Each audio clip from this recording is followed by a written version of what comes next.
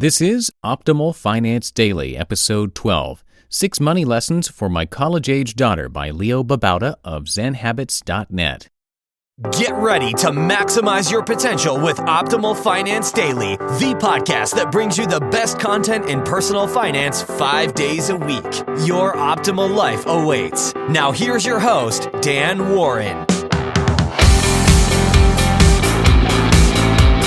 Hello, everybody, and welcome to Optimal Finance Daily, where I read to you from some of the best personal finance blogs on the planet. And today, I have a post from Babauta of ZenHabits.net. And if you're in college right now, or maybe you have a kid in college, today's post is definitely for you. But first, I want to remind everyone that if you haven't done so already, please subscribe to the podcast. That will help us in the iTunes podcast rankings, and it is convenient for you too. You don't have to go looking for our show. It'll be delivered automatically each and every weekday to your phone or tablet or computer or whatever your preferred listening device might be. So let's get this show on the road and start optimizing your life. 6 Money Lessons for My College-Age Daughter by Babauta of ZenHabits.net. My daughter Chloe is starting out in college in the fall, and with her newfound independence will come the newfound responsibilities of dealing with money. Like many young people, she hates thinking about finances. I was one of them. I always dreaded budgeting and paying bills and thinking about savings and retirement, and figured I could always deal with it later.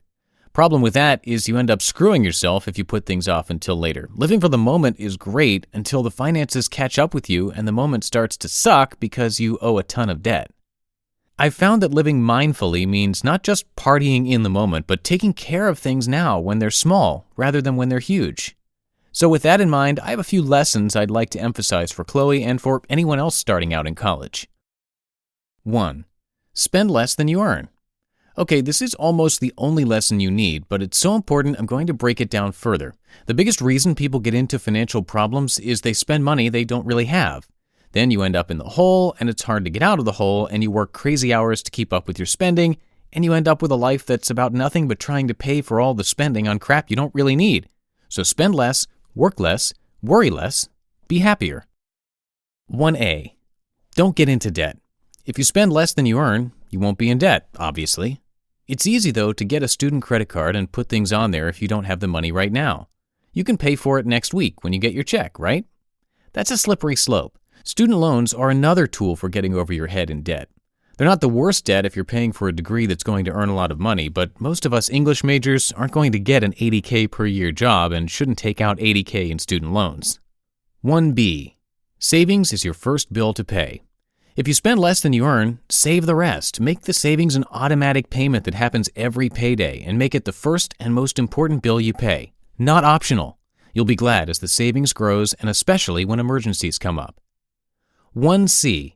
If you don't have the money, go without. This is a lesson most people, young or old, forget. You don't actually need a car, so if you can't afford to pay cash, don't get a loan. You don't need nice clothes or a smartphone or a fancy laptop or iPad or Kindle. You don't need to go to nice restaurants or the movies or bars. If you don't have the money, find free ways to have fun or get things done you need to get done. 2. Make a very, very simple budget. It's a scary thing for people who've never done a budget, but it's not hard. List your income, then list your bills and savings. If the bills add up to more than the income, eliminate some bills. Use a simple spreadsheet to do the adding for you. This helps you to know what's coming in and going out. I like the envelope system for making sure I don't spend too much on variable expenses. 3. Pay bills right away. If you have the money, pay the bill as soon as it comes in. You can usually do this online, but if not, it's just a matter of writing a check, putting it in an envelope, and writing out an address. 2 minutes. Do this 2-minute action immediately so you don't have to worry about it later.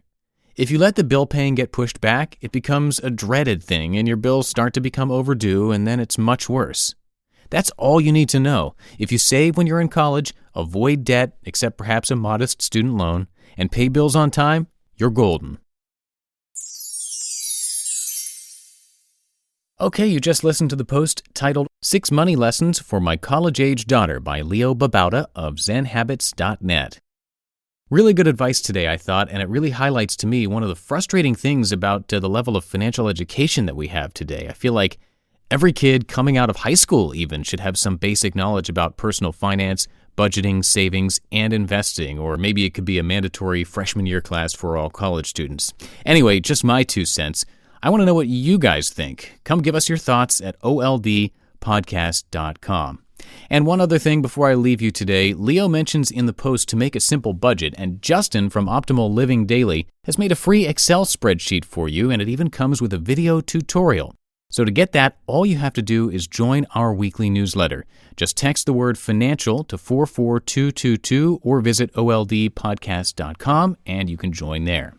And that's it for episode 12. I'll catch you tomorrow where your optimal life awaits. Hello, Life Optimizer.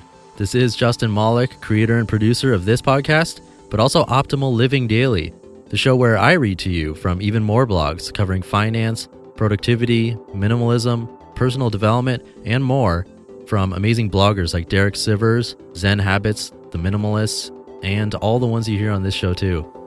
So if you enjoyed today's episode and like taking amazing blogs on the go, come on over to Optimal Living Daily and subscribe to that one too. And together, we'll start optimizing your life.